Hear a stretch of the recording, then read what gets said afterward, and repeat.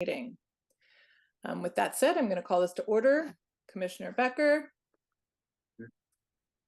Commissioner Gillette,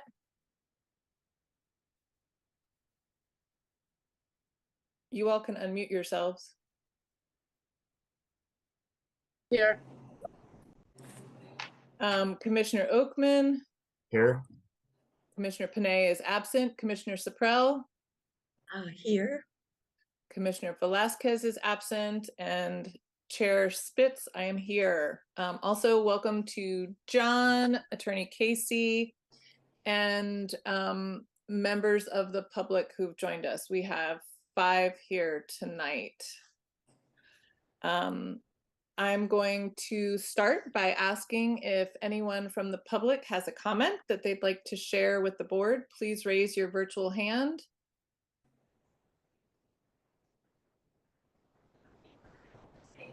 Okay, we have a Charlie Cradaville and Pam. Let me...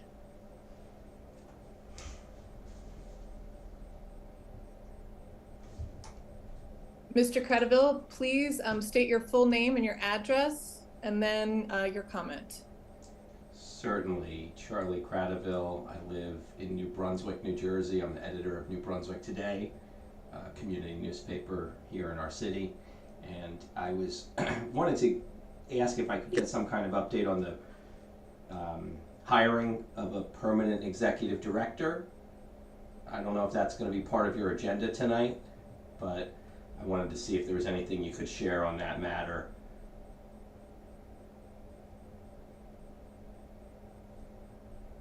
That is not on our agenda tonight. Okay, did you have any other comments? Well, I guess I wanted to understand, the status of that, and if there's any candidates for the position, and if Mr. Clark is a candidate for the position. If and when we post it, it will be on our website. So I encourage you, if you're interested in applying, to keep checking back at the website. I will, and Thank I will you. say you've got a great website. Okay, Pam, please state your full name and address, and then you go ahead with your comment. Pamela Wells, 8 Maple Terrace. Hello. Hello, can everybody hear me now? Because I was worried. Yes, we can hear you. Okay, first of all, I was glad to meet John. That's one of the comments. I finally met him in person when I finally got my place. Now, my comments are, we talked about the blinds, okay? I keep going over there, and even I can see out. And if I can see out, they can see in, and I feel unsafe. Okay. Like the blinds where I'm at now, they cover the window. So I'm moving big stuff. My appliances tomorrow, I'm gonna be in there. My match, everything is gonna be over there tomorrow. Yay. Yeah. So, but I still am leaving stuff here, but I will be in there tomorrow. I don't want to be looking out, it's my first time over there. I don't know what happens, I need something done. I mean, I don't know what's happening. I don't know what to put up there, but I can see out as well as them seeing in. And I'm, I don't feel safe over there. The place is nice, it's just, it's okay. But John, I was so glad to meet you. And, just, so is there any possible that something can be done about that? Okay, well, we can, all right. Okay, all right. Well, that's all I'm gonna say for now, because I have a lot of notes here, but I'm going to, another comment.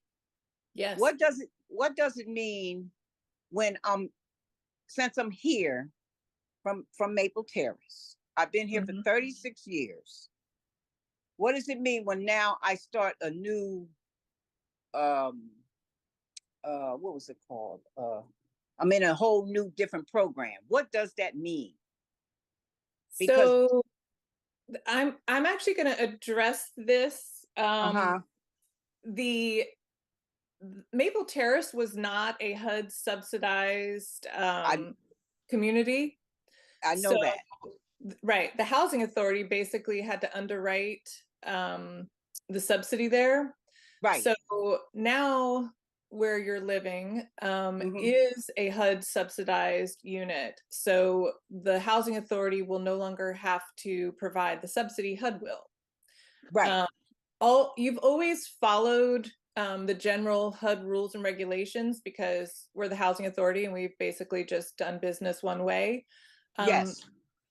The one big change is that the recertifications are due July 1st in all of our HUD subsidized properties.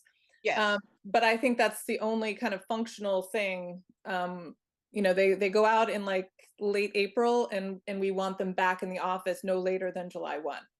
Okay. But there are some other issues that I have that I don't really want to discuss right here that maybe I can discuss with you and John on another note, because Sure. I'm very concerned about it, but I will discuss that, you know, but not through here. Right. Let me see. There was something else here that I had written down here. I wrote something down for once.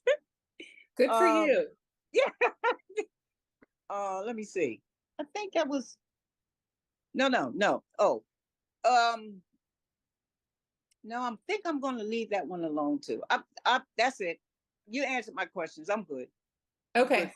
Okay. So I'll be at the Tenants Council meeting on August 21st and at the Princeton Housing Authority Summer Barbecue on the 26th.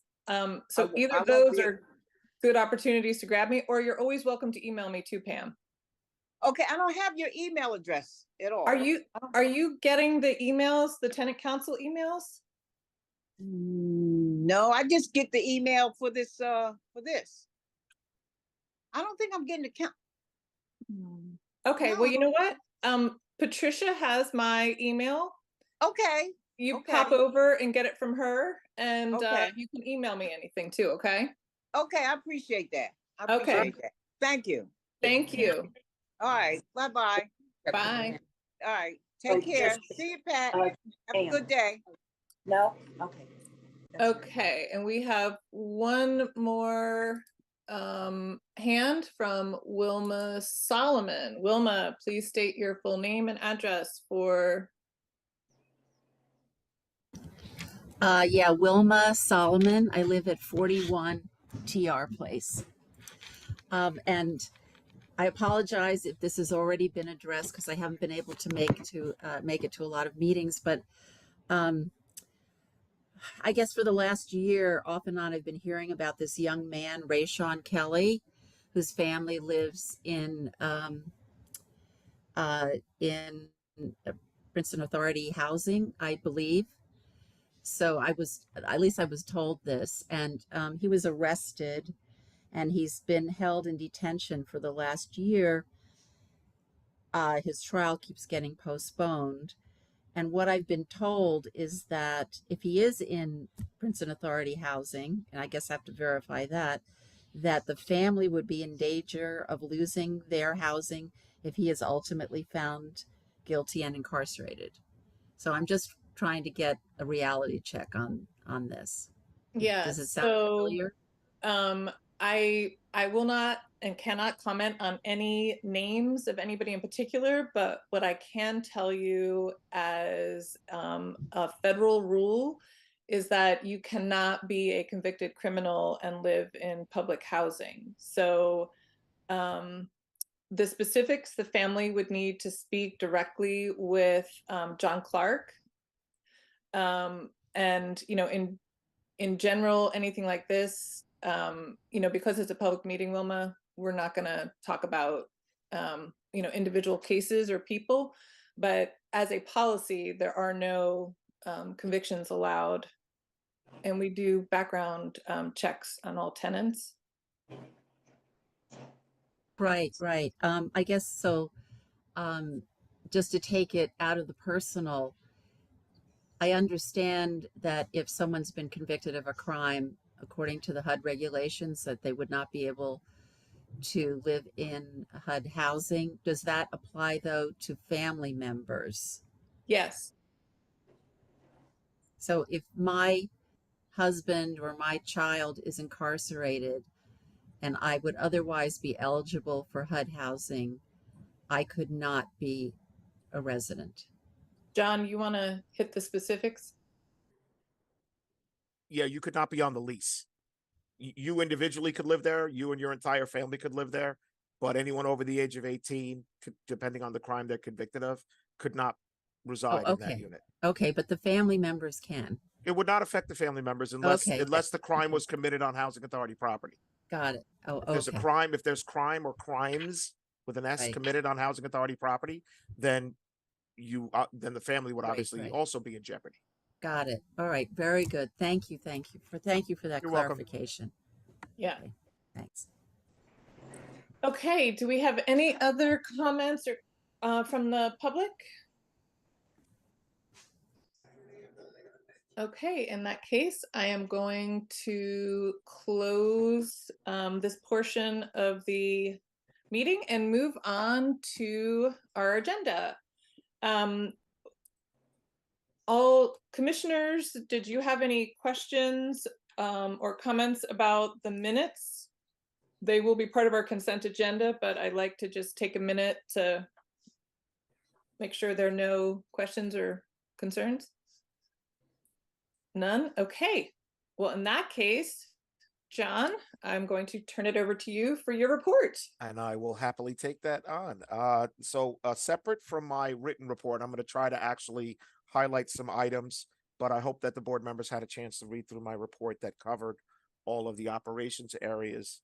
As Felicia and you have heard, we continue to move forward with the transition from Maple Franklin. Tenants are continuing to move and we're getting them settled in. I do have a couple of items I'd like to discuss. First and foremost, August 26th.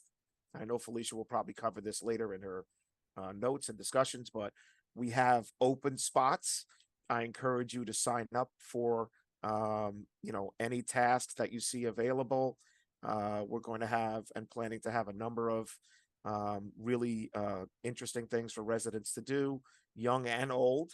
And I'm hopeful that we'll get a great turnout. The weather will cooperate, but that is going to be our summer barbecue event that we'll be celebrating at the Reading Community Senior Center this year. And we'll also have transportation from the other sites to that location. Also, I know that Commissioner Oakman is on. I didn't know if he wanted to talk a little bit. I know there's been some discussions about the boiler direct pay program through the tax credits and the energy efficiency programs. If that's something he wants to talk about, or I'd be happy to talk to him a little bit more about that. As many of you know, we have one large seasoned older boiler that is at Clay Street that has a sister boiler system there that we're looking to upgrade. And they are quite substantially expensive to do that. We've been looking for options. We may have discovered one, but that system has been limping along, and it is definitely time for an upgrade.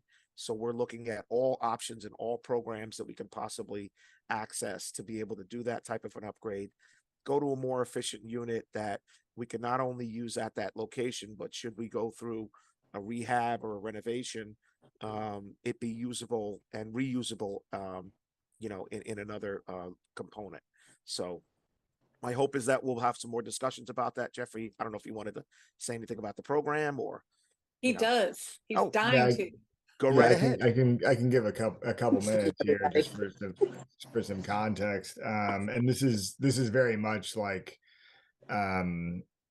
evolving and hot off the press. I would say that this particular opportunity, I mean, there may be other opportunities out there for financing this, but so far the kind of the best one I've found is actually one that's brand new, that was part of the federal Inflation Reduction Act.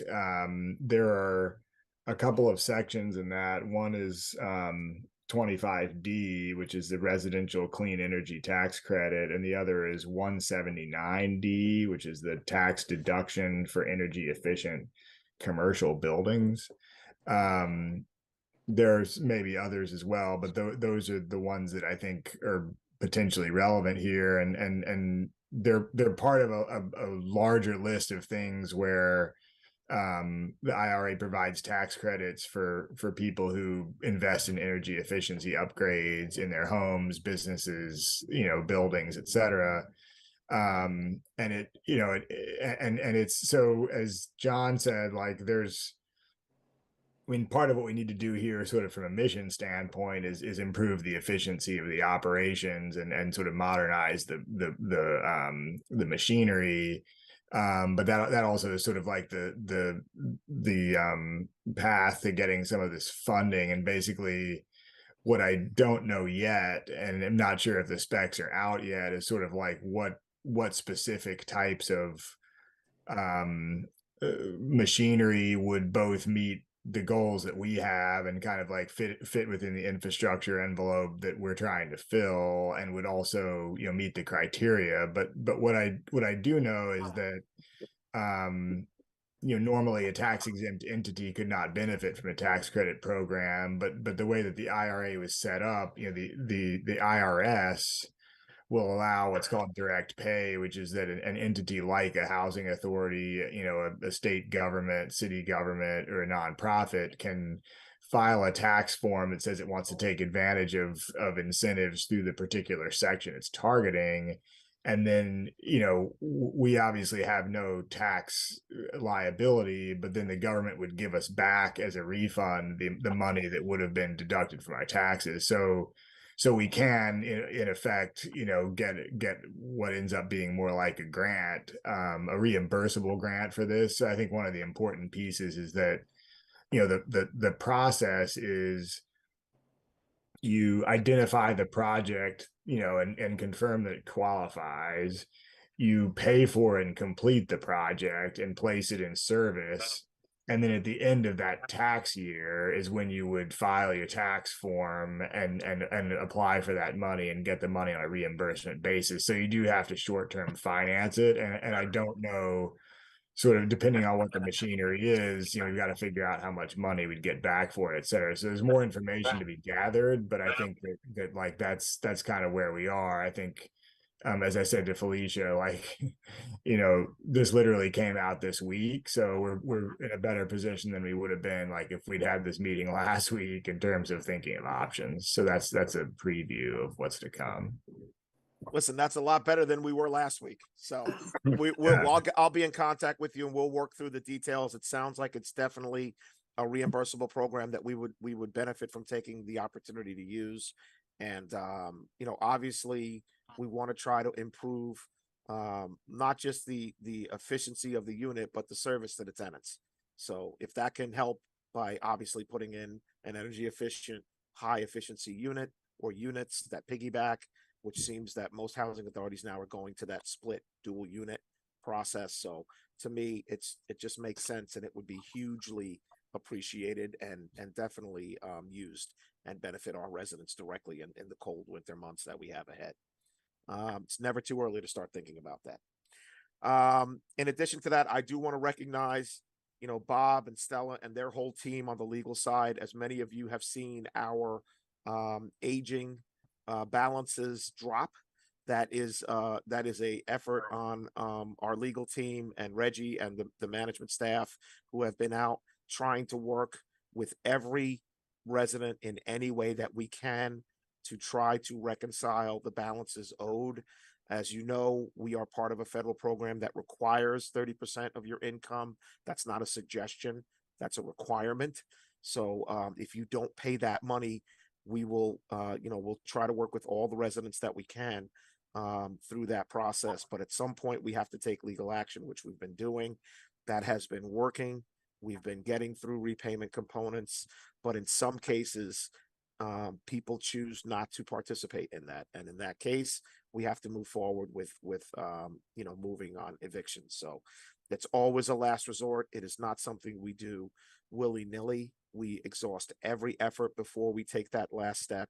And even in taking that last step, we try to offer, abeyances, within the 72-hour period after we get, the notices to be able to move forward. So I do want to thank Bob and Stella and all his team for working on that component. As you saw in your vacancy report, our vacancies now are transitioning. So we've gone substantially down now. Those are the tenants that are transferring over, and that number will continue to drop. We do have some in-house moves. So what you'll probably see over the next couple of months are a blip for that vacancy number to increase.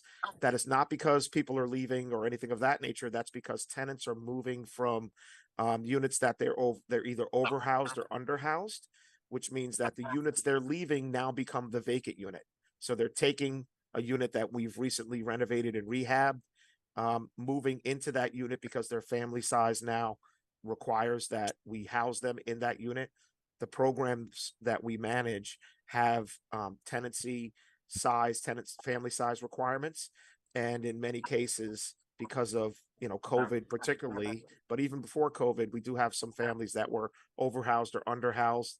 And that can be from, kids going away to school and not moving back, or from the expansion of families where their families have had children or bring in other people onto their leases, so their families have expanded. So that's sort of the next step. We'll be doing that probably through the end of this year. And then I suspect by January, we will have settled down into, what we could consider to be normal operations. That is actually just in time for us to then update our waiting list. So as you may know, we do have a waiting list for the Housing Authority. It is not currently packed solid with people, but it does have some people left on it. So over the next few months, we will be going through that list. Once we complete the Maple Franklin moves, and once we get further on into our overhoused and underhoused moves, we will then be moving into our waiting list and doing what we call a purge. That's essentially just sending out notices to every person on our waiting list at the addresses we have, saying, are you still interested? Do you still need the housing you've applied for? If you are, please complete this and send it back. We do that several times as attempts to contact people. We also utilize phone contacts and emails if we have them. That's a purging process that we go through on our lists to try to make sure that if somebody is still interested, that they get to hold their spot. But if they're non-responsive or they're no longer interested, then they forego their spot, which then reduces that list down.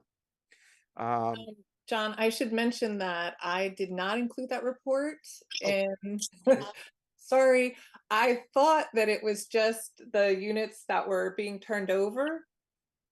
So I was like, oh, I don't want to put that in there because it'll confuse everybody. So I didn't put it in. No, that's okay. So Okay. just the ballpark numbers. It's last month I think we had 21 vacant units. I think we're down to like 9 now on that report or something of that nature. Just fuzzy math. That number will probably, because again, you still have tenants that are sort of holding 2 spots. So 6 that of them. correct, yeah. So they're as they're moving, and then so the number will then go down, but then it'll immediately go back up in the fall because now you'll have the overhoused and underhoused tenants moving into the completed units. Just as a point of reference, as the board may remember, what we're doing now when we get vacant units is we are completely rehabbing these, meaning that we're putting in new flooring, we're putting in all new appliances, we're putting in new lighting fixtures, ranges, stoves, everything. We're trying to do upgrades to our senior units with grab bars for age in place, comfort. Felicia knows my pet peeve with regard to tubs in senior developments, which is bizarre, but I guess in the 1950s, people were like, yeah, sure. So at some point we would be looking to do, walk-in showers with seats and those types of things to make people comfortable, so our population can feel comfortable aging in place, and also have the ability even to do roll-in showers. So, but again, those are down the road. We're going to be looking for those types of improvements whenever we do any type of development going forward, and whenever we do any types of major renovations. But for now, that's basically, what we're going through when we're doing these units. You will also see and I didn't know if Felicia wanted to talk about this at all, or maybe I'll just touch on it briefly. A office transition. We'll be looking at, doing an upgrade to the Spruce community room, and also a renovation to the Spruce management office, where we plan on moving our operations and bringing back the Reading family community room. Community space in all of our communities is a very sought after jewel, and one of the actions the board will be considering tonight is a community room use policy, which I appreciate Felicia and everyone working on. I think it's huge to have that resource for the tenants here. But we need more community space than we need office space. So we're going to consolidate our office down to what the old Spruce management office used to be. And we're going to bring back the Reading community room. For those of you who've been, years ago, would know that used to be an actual active community room. And I think that's all I had on my end. Felicia, you're going to talk about logos and all the rest of that stuff in your report? Perfect. Yes. I'll be happy to answer any questions. John, I do have a couple of questions. When you move to Spruce Circle, is it Spruce that you're moving to, or the office? Yes. So the management office, so on Spruce Circle, if you know the building, there's a community room, and then to the right of the community room, there's they used to call it the case management office, but it's an actual, we've already cleared that out. We'll be doing a renovation there. We'll be putting in office space dividers for our offices. So we'll be moving our office to that location. The community room will also be renovated and remain a community room. Great, thank you. Yep. And also, I'm sorry, Linda, we'll also be upgrading the the two little case management offices next to the community room there as well. Excellent. And the laundry room and the kitchen. So it'll be a full upgrade. Yeah, it'll be a full upgrade. Does anybody else have questions for John on his report? Sorry, just when does that work start? That's a great. As Felicia knows, we have. So actually, I'm sorry. I should actually say. So personnel wise, we did have a personnel change, which I forgot to mention. I briefly mentioned in my report. One of our maintenance people has left, and we have brought on a new maintenance person, a tradesman who is very familiar with, carpentry and so on. So that person actually will begin on July 24th. He's completed his screening and background checks and everything else. And his number one assignment for the first 3 weeks of his employment will be Spruce Circle. So he will be working in that community room. He'll be working to replace the flooring. He'll be working to replace and renovate all of that space. And then he'll move from there. Once we complete sort of our office move, he'll be moving from that location back to the Reading Circle location to help deconstruct what was actually put in there as temporary workspaces about 5 or 6 years ago when the office moved from Clay Street. So all of those items that were in that one Reading location are temporary. So he'll be deconstructing that and bringing back that community room. We'll also be giving that community room a little facelift, some fresh lighter paint, upgrading the lighting and so on, so that we can have a nice space that residents can use, as they feel fit. How is Ron? So I can talk about that separately. I can't talk about personnel because we have other members on, but I'll say that I have been in contact with our staff, and I'll be happy to talk about that if anyone wants to call me offline. But he does send his regards. He's give him our regards. I will definitely. And he does miss us. And I literally, I told Felicia, I literally just went back and forth with him today. Good. Thank you. You're welcome. Any other questions for John? Okay. Then I will give you my committee report. As John, first I want to say every month I feel like it's I'm indebted and grateful to somebody, and Kamini, who is our temporary part-time bookkeeper, has really, I mean, in a matter of like 3 Fridays, come in and just turned everything around in the office. The bookkeeping function, as you all know, has, you know, been a real challenge, and she knows PHA Web. She came in and immediately was like, oh, okay, here's what needs to be done. And, you know, she's making a list and coming up with training that we need to provide for our staff. So I am very grateful to her. John, thank you for finding her and convincing her that she really wants to spend her Fridays in Princeton digging out what is sometimes an archaeological site, because it's really been very helpful to the office. Now, Felicia, what's her name, oh, Felicia? Kamini, Kamini. And her last name? Don't even know. When we talk about people, we should have their whole names. It seems a little bit disrespectful just to have the first, but Thank it's you, okay. Linda. Thank you. Okay, so the community room use policy. After Linda's question about the expense, and in keeping with my plans, I reviewed the whole policy with the Tenants Council at the July 6th meeting, and the tenants requested that we adjust the security deposit to $50. And I agreed that we would do a trial run with it, and if all goes well, we can leave it at $50 security deposit. If we find that we're encountering problems, we'll have to revisit the actual security deposit amount.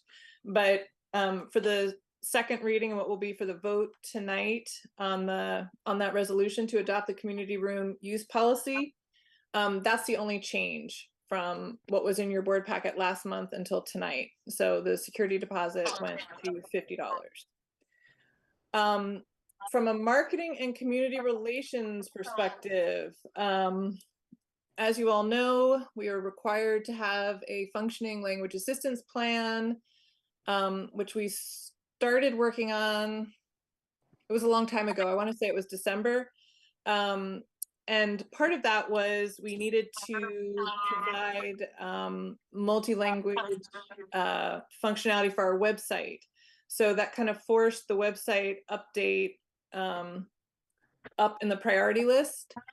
So the first part of the website redesign was to do a logo redesign, and I just got this. Can you all see it? Yes. Yes. So the old logo, which you know was that beautiful double circle that said 1938 Princeton Housing Authority, that we haven't changed since 1938. I sent it to direct development and said, you know, I would like it to reflect Princeton in some way so that we have a unique identity as a housing authority, because most housing places have a house in their logo, but I didn't feel that, you know, signified Princeton in any way. So I provided them with the municipality's logo, with the county's logo, with the university's logo, just to give them some sense of, you know, what's out there. And this is what they sent back, which I really love. So we have the flexibility to do it in 2-color or 1 color, and we can either do like a shade of black, or we can do solid black. But it brings in that Mercer oak, which is something that is, you know, iconic to Princeton and also Mercer County. And it brings in kind of the architecture and the feel of Princeton. There are a lot of these towers in town, at the grad campus, at the university campus, at our high school. So it's something that, you know, is recognizable as a Princeton architectural feature. So I'm real happy with with the job that they've done and the thought and care they put into it. They wanted it to kind of symbolize community, like the Princeton community, and I feel like they did a great job doing that. So that's our new our new logo, and they're going to build the website off of that.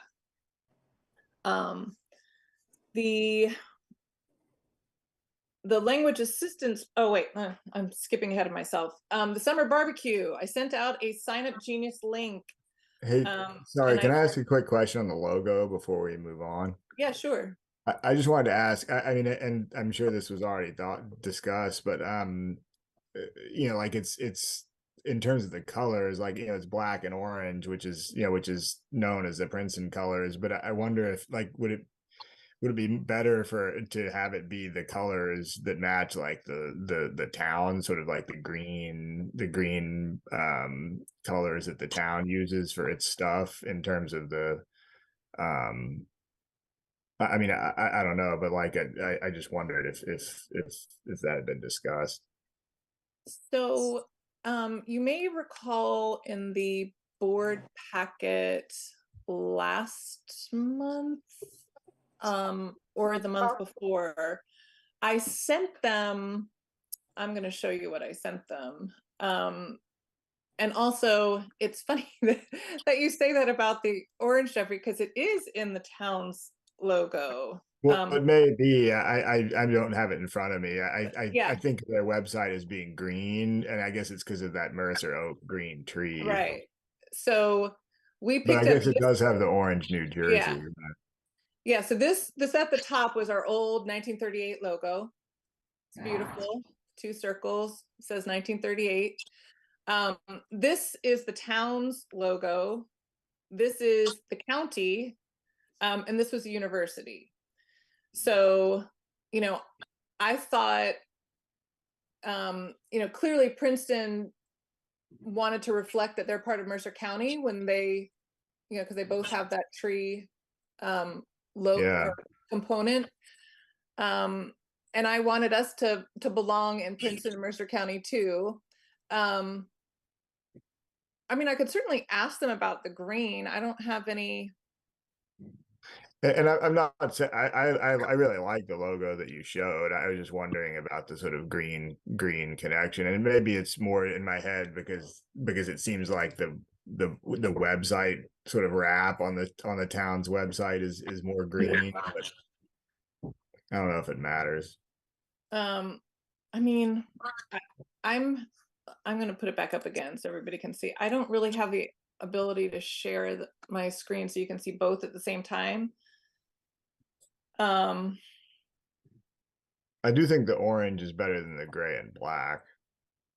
Right. Although there are times when you have to do it in one color, and that's what those are for. So when it's done in one color, we have the option of doing either a shade of the black or solid black.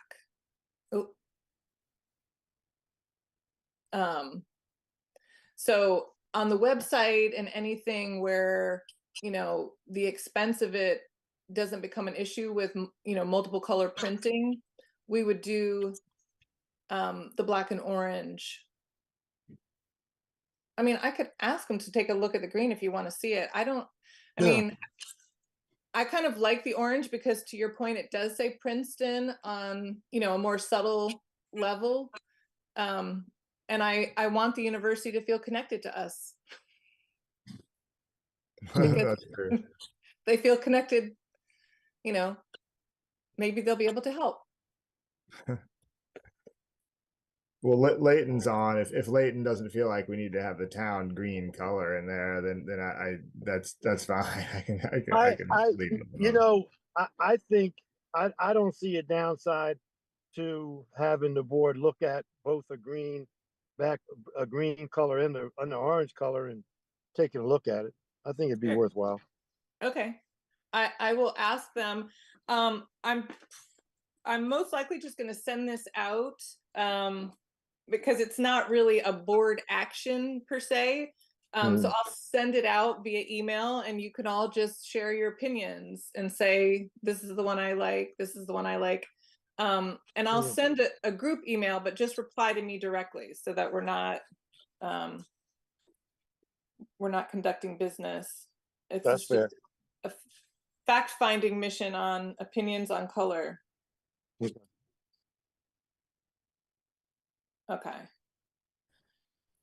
Thank you, Jeffrey. Thanks. Sorry to slow the process there. No, it's important because if we wind up with this logo for another 85 years, we we should have thought it through well this That's time, right? good observation, Jeffrey. Yeah. Um, okay. So the summer barbecue, I sent out the Sign Up Genius link. I also put it in your board packet, so it'd be super easy for you to click on that link and volunteer for one of the time slots. I know a couple people are not going to be in town that day, but everybody else, please sign up because we definitely need help. In really good news, the police are going to grill. So the awful job that I was so afraid of, that I will do everything for this housing authority, but not grill. The police are doing it. So those time slots that I left as grill, it's basically like making the burgers or making the dogs. So you're not actually standing over the grill doing the work. You're just gonna put the stuff together and put it out for tenants. So it's become a much easier job than what I thought it was. So everybody, please remember to thank the police every time you see them, because from the bottom of my heart, I am so grateful. All right, so the language assistance plan, which I also put in your packets. Yes, it was. So we used the census data from December of 2022, and that's what you saw in that plan. Did anybody have any questions about that? I'm happy to go over the plan if anybody thinks that would be helpful, just so you understand what it is, or if everybody's comfortable with it, we can skip ahead. Felicia, I'm thinking that some of us do have foreign languages. I don't know if I know Denny has Spanish. I have Spanish and Italian. So, I mean, that's just for your information. If that would be helpful down the line, I know we'd be very happy to translate. I think the issue is really conducting business. So if they're static translations where we're sending out materials, that would be really helpful, Linda. But the language assistance plan, the purpose is that if somebody comes into the office to conduct their business, that we provide the resources for them to do that in the language that they're comfortable conducting business in. So we have a contract with a company called Propio, and we have this I can speak card that's posted up in the office. There's also a copy of that in the language assistance plan as one of the appendices. And basically the person could just walk in and there's 30 different languages on there that says, I would like to speak in the native language or characters. And then we can call Propio, and for a per minute amount, they will have somebody on the phone with our tenant or prospective tenant who speaks that language. John, do you want to? Yeah, and also Linda, just so Yeah. you know, that our maintenance staff have these cards in their vehicles at all times and with them, so that if they walk into a unit and they're trying to tell a tenant, I'm here to fix the toilet, or you call Right. the office and the tenant starts speaking, it could be Mandarin Chinese, it could be Russian, it could be whatever language. The card on it says, "Hello, I speak," and they point to it, and then there's a phone number that our staff can call that translates in real time in that language, so that they can have Right. literally a conversation with the client in that language that they're comfortable speaking in at all times. And where we found it to be extremely helpful is when our maintenance guys are on call. So it's 1 o'clock in the morning, somebody calls and says, hey, my aunt's toilet is overflowing, she's at 15 whatever. and they're not Right. even in that unit, and the maintenance guy shows up at the unit and someone is speaking a foreign language to them they don't understand. So it's a 24-hour service. The language plan outlines and details that. And while many of our clients can speak enough English to communicate, we want to make sure that they have the opportunity to speak in a language they're comfortable in.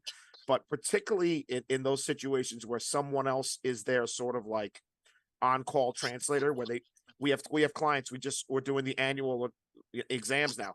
We have tenants who will come to the office with their children or their nieces and nephews or their Yeah. grandkids because they feel they can speak English, but they feel more comfortable speaking in another language. So that's really what it's more used for. But we'll take all translating help anytime we can. We appreciate it. But this is more or less for, regular business operations and Mhm. for, functions that happen during the daily process. That's great. Thank you very much. You're welcome. Yeah, and as part of the language assistance plan, it identifies that your website, which today is one of the important ways that people get in touch with you, needs to have that capability as well. So one of the things that pushed this website update up the priority list was the company that we're working with will install a widget. So I don't know if you've visited websites where it says, there's like a pull down menu at the top for language. And when you Mhm. pull it down, you have a choice of, I don't know, 30 or 40 different languages. And then it just converts the whole website into whatever language you select. So that will be part of the website update as well, so that we can not only offer a language assistance plan, but offer the functionality that makes it, really relevant for our tenants. That's great. Thank you. So that is also in your board packets, the language assistance plan. Denny could not be here tonight, but he wanted me to share that the Personnel and Operations Committee will have the first draft of the parking permit policy for the board at our September meeting. He wanted me to let his committee members know that that means the draft is due to John and I and Bob Casey by the end of August. That way we have time to review it and make sure that it's consistent with HUD rules and regulations, New Jersey tenant land law, etc. So if you're on Personnel and Operations Committee, Denny would like for you to talk to neighbors, kids, anybody who's maybe gone to college, worked for a large organization, where not everybody can park. So whether it's the train station parking lottery, the freshman dorm parking lottery, if you have any parking lottery policy, or can get your hands on one, please do so, because when he gets back, he's gonna call a committee meeting and start working on that. For CDBG, which I can't tell you how happy I am. I feel like I've been talking about CDBG money since March of last year. We have in your board packet a resolution to approve a contractor to actually do the CDBG grant dollar construction. I want to tell you that we worked so hard to get bids on this. We did get 13 firms to participate in the bid opening. And we wound up with 2 bids, which I was both devastated and thrilled at the same time. I was really hoping that we were going to have like 11 bids, but there was a lot of not right now, because I'm still super busy from the post-pandemic kind of catch up. And then, we had a couple of people who were like, oh, this is too big of a project for me. And a couple other people who were like, oh, this is too small of a project. So, it was a lot of confusing feedback. And I really like getting feedback. So, next time we know this is what, and it was so varied and at complete like polar opposites that it was not useful. So, I learned that it's just luck. but we did get 2 bids. John has included the specifics of those with his reports, and we will be able to vote on that later in the meeting. The Maple Franklin, so of the 17 remaining tenants there, 16 of those have already come in and collected their first moving check. 6 of those have already come back because they've completed their move and they've gotten the second check and turned in their keys. So we have 6 units that we can start turning over. There are another 10 who are kind of in the process now of moving. And we have one that, Bob, we may be reaching out to you for additional encouragement. But for the most part, I'm absolutely thrilled because this has been another really long, very complex process. And, you know, when John said before we had 21 vacancies, we had to keep these units open because we knew we were going to do this. And we also knew that they weren't going to be perfect matches for what exactly we needed, because there's like no circumstance where that happens if you've been running your housing authority well, right? Because you've been occupying as many units as you can. So I'm really happy that we've made the progress that we have. I'm really hoping that we're done, you know, by the end of August with this, and that we can, you know, close on the transaction with the town, because that's still kind of hanging out there waiting. They want the units to be vacant because they are not in the landlord business. So it's really important that we get that last tenant to speed things up a little bit. But that Maple Franklin piece is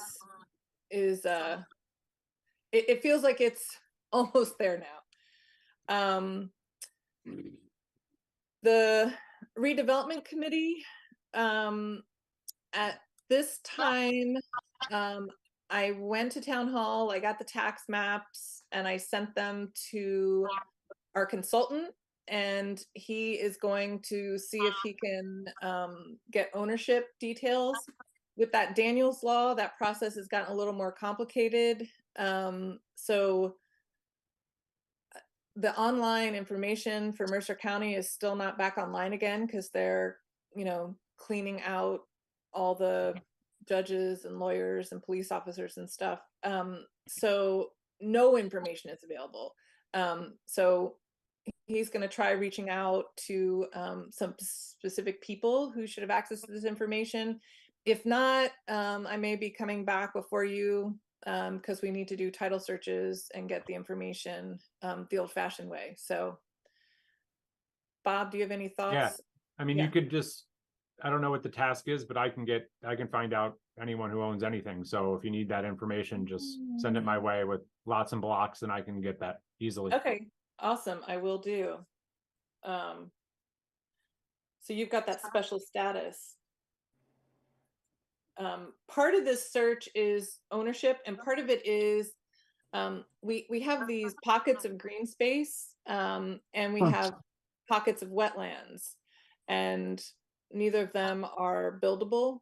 So before we get too far down a path, we just want to make sure that there's no kind of adjacent property issue that, you know, a year from now, after we spent tens of thousands of dollars coming up with a plan, somebody's like, oh, that's wetlands, you can't build there.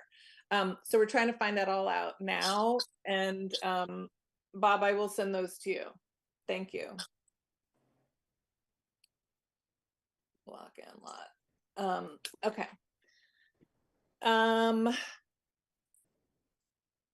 All right, so that's all I have. Any questions on any of that? Comments, thoughts, anyone? No? Okay. Well, in that case, well, let me get back to the agenda here. All right, let's start with our resolutions. The resolution 2023-21 is authorizing and approving a memo of understanding between Princeton Housing Authority and Princeton Senior Resource Center. They are going to increase their hours to 6 and 6, so there'll be 12 weekly hours. And the commitment is a not to exceed $20,000. Do I have a motion for this resolution? Thank you, Sam. And a second? Second. Thank you, Jeffrey. Okay, roll call. Commissioner Becker. Yes. Commissioner Gillette. Yes. Can you hear Commissioner me? Panay is absent. Commissioner Oakman. Yes. Commissioner Saprell. Yes. And Commissioner Velasquez is absent. And Commissioner Spitz is a yes. So that moves. The next resolution is a resolution authorizing and approving hiring J.H. William for the CDBG projects at Reading Circle and the Henry F. Pennell Learning Center for the Princeton Housing Authority. McKernan Architects and Associates manage the bid process for us. The results of that are in your board packets. J.H. William was the lowest responsible bid of the two submitted. And the contract is for an amount not to exceed $408,000. I will move on this one. Can I get a second? Second. Thank you, Linda. And I'll do a roll call. Commissioner Becker. Yes. Commissioner Gillette. Yes. Commissioner Panay is absent. Commissioner Oakman. Yes. Commissioner Saprell. Yes. Commissioner Velasquez is absent. And Commissioner Spitz, yes. That resolution passes. Oh, there's a lot of scrolling to get to the next one.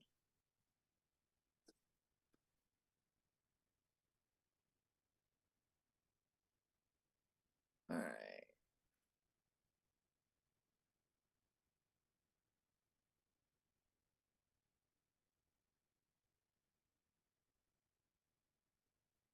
Still scrolling, sorry.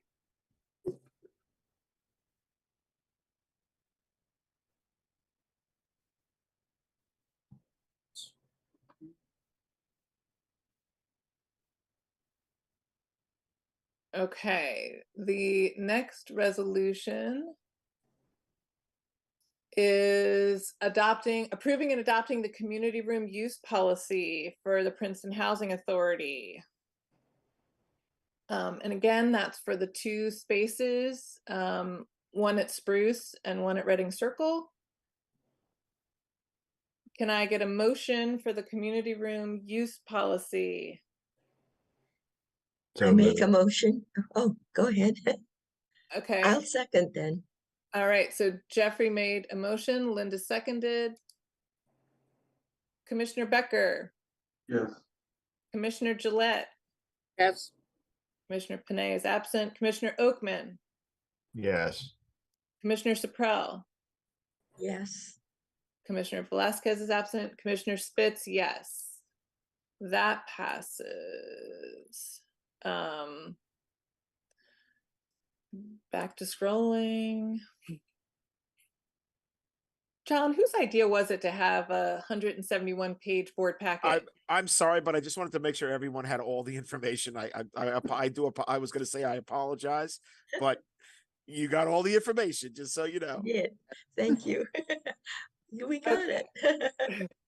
Resolution, yeah, 2023-24, approving and adopting the language assistance plan for the Princeton Housing Authority. Can I get a motion for this resolution?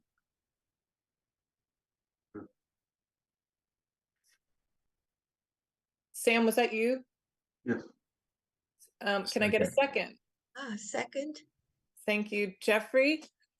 And a roll call. Commissioner Becker, Yes. Commissioner Gillette, yes, Commissioner Panay is absent, Commissioner Oakman, Yes. Commissioner Saprell, Yes. Commissioner Velasquez is absent, Commissioner Spitz, yes. I think, is that it for the resolutions? Okay, so consent agenda. The items on the consent agenda are the June minutes and the resolution authorizing and approving payment of bills for the month of June. I'll move for the consent agenda. Could I get a second? Second. Thank you, Linda. Commissioner Becker, Yes. Commissioner Gillette, yes, Commissioner Panay is absent, Commissioner Oakman, Yes. Commissioner Saprell, Yes. Commissioner Velasquez is absent, Commissioner Spitz, yes. Consent agenda passes. Is there any unfinished business or new business anyone wants to bring up? No? Okay then, could I get a motion to adjourn? I make a motion to adjourn. Thank you, Linda. And a second? I can do that. Thank you, Sam. Come on, this is the most enthusiastic motion all night. I really wanted to actually make the motion, but that's okay. Oh, you were too slow. I was- Oh. All right. Thank you all, and please do sign up for shifts for the barbecue, and remember, they won't be the grilling shifts. All right, thanks so much. Oh, and as a Thanks. reminder, we don't have an August meeting, so enjoy your August vacation, and I'll see you the third week of September. I think on September. Yeah. Bye-bye. Okay. Thanks, All everyone. right. Bye. Have a good night.